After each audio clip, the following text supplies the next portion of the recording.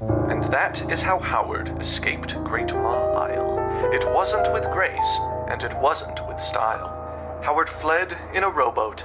He was sad and afraid. And as for poor Phillip, whom Howard betrayed, his body stayed frozen, trapped there in that room, not far from the table where he'd met his doom. A room that was cold, full of heartbreak and death.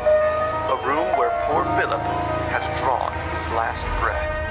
Howard had come here with selfish intent, and took with him his pride wherever he went. He never confronted his horrible past between tortoise and hare. The tortoise came last, and the finish line wasn't at all what he'd thought, so Howard went home to lament his grim lot. Howard longed to say something. He wanted to shriek. Instead, all he did was watch Angelique.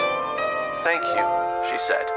"You have saved both our souls, and now that I'm free, I'll chase after my goals. This slime you helped make brought my arm back, you know. All I need is time, and my knowledge will grow. One was too late, the other went mad. But I will be neither, Howard, my good lad. I will do only what I know that I should. I'll make certain my breakthroughs are nothing but good. And if you require employment someday, just stop by my lab, and I'll hire you, okay?" Howard said nothing. His gaze turned away. He thought of Phil's body. He thought of decay. If only, He thought. I could do things once more. I'd find Phillip faster. I'd save him for sure. Then he looked back at the girl, Angelique.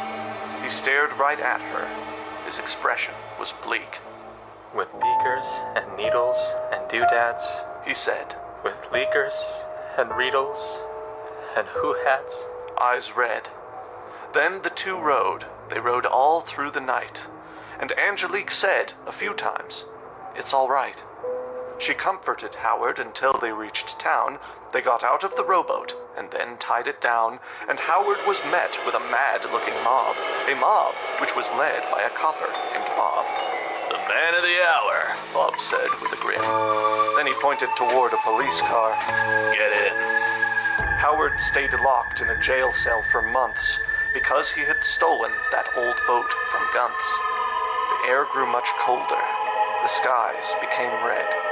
The ocean grew rougher. The trees became dead. December had come, and that year, from Morose, the breakthrough that came was one horrid and gross. The earth, it all trembled, and each passing day, more and more people were passing away. A dark, seething madness came up from beneath, a madness which pleased the great serpent, Slorkeith. All of this went on for what felt like years. Every human on Earth was consumed by their fears. The jail cell where Howard stayed fell apart too. And so, having nothing at all he could do, Howard walked slowly back toward the dock. His eyes were fixed forward. He gazed like a hawk.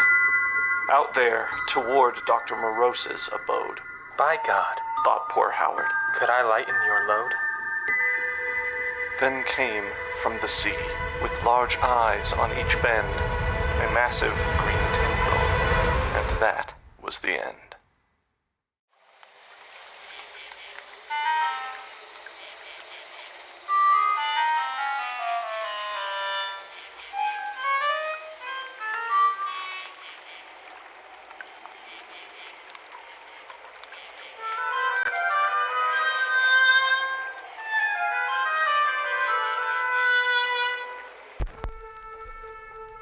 Howard had done it.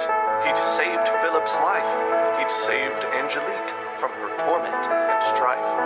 And yet, as they rode far away from that place, Howard couldn't ignore the sad look on Phil's face. "You've doomed us all," Phillip said with a frown. "We'll all die the next time a gift reaches town." The doctor's insane. Howard spat back at Phil. He won't get better, but you can. And you will. I will stay with you. I'll make sure you're all right. I will help cure your madness. I'll work day and night. There is no big secret beneath the dock's aisle. These delusions will surely fade after a while. "He's right," came the voice of the girl, Angelique, who had about her an odd air of mystique. "Your friend here just saved you, and he saved me too. And I think that's wonderful, Phillip, don't you? then she faced Howard, out there in the sea. And she said, "Hey, Howard, why not work for me?" Then Howard smiled, his first in some time. Angie, you're wild. You and that weird slime. The two laughed and rode all through the night. And Howard told Phil a few times. It's all right. He comforted Philip until they reached town. They got out of the boat, and then they tied it down. And Howard was met with a mad-looking mob. A mob which was led by a copper named Bob. But Angelique stood up for Howard that night. After all they'd been through, it would only be right. With her ID card proving she worked for Morose, she said, "Go ahead, check the island. It's gross." She paid Howard's bail. The theft left in the past. And working together, the two had a blast. But the world would not come to respect Angelique. I'm sorry, but this tale's a little more bleak. Philip was put in a home near the dock. Most days he did nothing but sit there and rock back and forth in the corner of his padded room, never saying a word except sometimes for doom. Howard would visit Phil most every day, upset that Philip had turned out this way. Oh, how he longed to restore Philip's mind. But that was the breakthrough he could never find. Authorities tried to reach Morose's place, but each new attempt was a deeper disgrace. Each time the police tried to go and attack, not one policeman would ever come back. Then, one day, walking down by the dock, Howard saw something that filled him with shock. An unopened letter. To Howard, it read, and so Howard opened it. Here's what it said. "I bet you're happy right now, aren't you? Is there any depth that you will not stoop to? You are the reason Phil turned out this way. You didn't listen. Now he's not okay. Whatever comes next, it's all 'cause of you. And you could have stopped it, if only you knew." Howard folded it up, kept it under his hat. It isn't my fault at all, darn blue cat. Then he shivered a bit, thinking back on that place. He thought of the doctor. He thought of Phil's face. It's getting cold out. He said to himself. I think I'll go get Philip's scarf off my shelf. December had come, and that year, for Morose, the breakthrough that came was one horrid and gross. A dark, seething madness came up from beneath, a madness which pleased the great serpent, Slorkeith. And as the world fell apart, torn at the seams, Howard saw Doctor Morose in his dreams.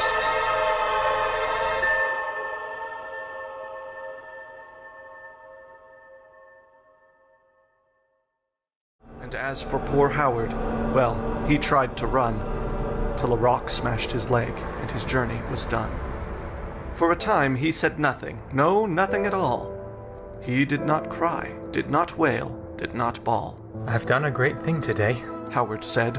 And so, I suppose, if I have met my end, I can be happy, for the elder still sleeps. And he'll stay down here, sleeping with all of these creeps. Howard saw spiders. He saw Nessie, too. Now go to sleep. That means all of you. And after he saw the last little eldritch bone, it found itself snug in the last eldritch rug. Howard just smiled, his leg torn to shreds, till a rock hit his face, and he saw shades of reds. Then, as he breathed his last breath, Howard thought, I'll miss you, poor Philip. I'll miss you a lot. And that is how Howard saved all of mankind. He gave up his life, and I'm sure you will find that humility was all that was left on his mind when at last he left this cruel planet behind. Howard could see it, could see the deep past, could see the far future, the future so vast. He felt his corneas freeze and reheat. He felt like a pile of damp, writhing meat. The great older one slept beneath Great Isle. None knew for how long, but it had been for a while. And as for the island, with rocks shaped like teeth, it was the mouth of the serpent, Slorkeith. Howard saw everything. He knew it all. And then he saw God, the great elder stood tall. Howard knew that he couldn't take down the great beast, but put it back to sleep? He could do that, at least. He closed his eyes once. He pictured his friend. Howard wasn't a dunce. He knew this was the end.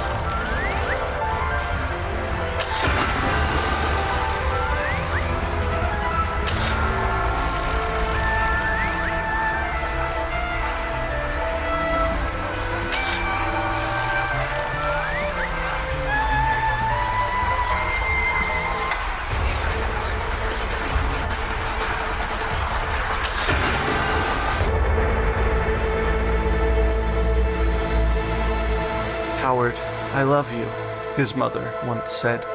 His mother, who got shot and ended up dead. Oh, come on, Howard, you don't have to cry, Phillip had said when he waved him goodbye. He had heard everything, seen everything, too. He had come here knowing just what to do. You might not be dead, Howard said with a sigh. but you'll stay here sleeping till all humans die. Then, like a rocket, he moved back and forth. He saw the great kingdom of Slurgotha-Gorth. And still, for some reason, this brown-wearing lad managed to keep himself from going mad. He saw and he heard and he felt and he feared all manner of things which were cosmic and weird. He saw every world, every game, every tale. He then got devoured by a giant whale, and then all went black for a moment or two. But when he woke up, Howard knew what to do. All through the city, the Ancient Ones wailed. This was a disaster. Their prophecies failed. Soon enough, though, they became as before. They sat in their city and waited once more. They chanted in tongues and they sang their great praise. The Elder will rise again one of these days. And as for poor Howard, well, he tried to run, till a rock smashed his leg and his journey was done.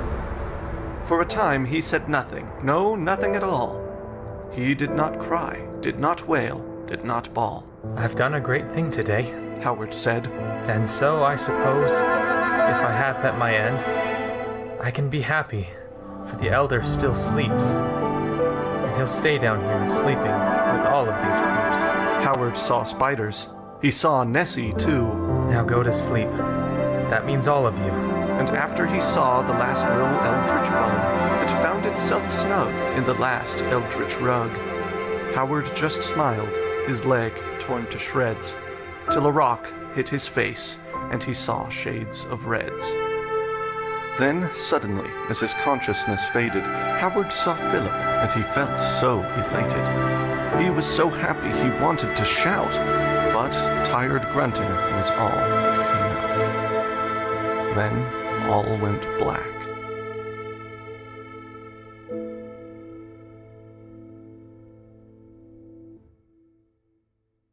He struggled just a little bit, but somehow Phillip made both fit. The elevator groaned and swayed, with sounds that made him feel dismayed. Finally, they reached the top of that horrid reddish shaft. When they got out, Phil heard a pop. Then Phil almost sort of laughed. "You'll never make it down there now," Phillip said. "That is my vow." Then Phil walked and carried his friend until they finally reached the end. But Montgomery's boat had been destroyed. What tricks had Doctor Morose employed? That's when Phil heard from behind. You think that I have lost my mind? You think start raving mad when I only want what I once had. You should understand that. Unlike that idiot in the brown hat! Phillip sighed. There was nowhere to run. This was the end. Their journey was done. That's when Phillip saw the beak, and at that moment heard a shriek. Not from Howard, who was still knocked out. Not from Phillip, who was too tired to shout. But from Morose, caught in a grab by Nessie, who'd escaped the lab. She tore and ripped and made new bends. She slurped the doctor's slimy green ends. Then she smiled at Phillip and licked Phillip's face, as if to say, I don't belong in this place. Howard awoke with a great sense of pain. Good, you're awake, Phillip said. You're insane. I cannot believe that you pulled that off, man. Believe me. Howard choked up some blood. I can. The two laughed a moment. Wait, how do we leave? Said Howard, in desperate need of reprieve. Phil smiled. I've got something hid up my sleeve. The two boarded Nessie, who swam for the shore. She wasn't as scary as she'd been before. Perhaps a good meal was all that she needed. Going unfed would turn anyone heated. Eventually, Howard and Phillip reached town, but nobody tied the great yellow beast down. And Howard was met with a mad-looking mob, a mob which was led by a copper named Bob. But Phil wasn't having it, and he sent away all of the folks who had gathered that day. The cops stormed the island and they shut it down, and rumors about it spread all throughout town. Howard and Phillip and Nessie, all three, worked for Angelique and lived happily. That's how a boat stolen late in the night led a man named Howard to face a great fright. The journey was long and quite difficult too, so thank you for playing our game, all of you. You fought tooth and nail and survived all night long. So now, enjoy credits, and of course, a theme song. Howard and Phillip are once again close. They've escaped from the island of Doctor Morose.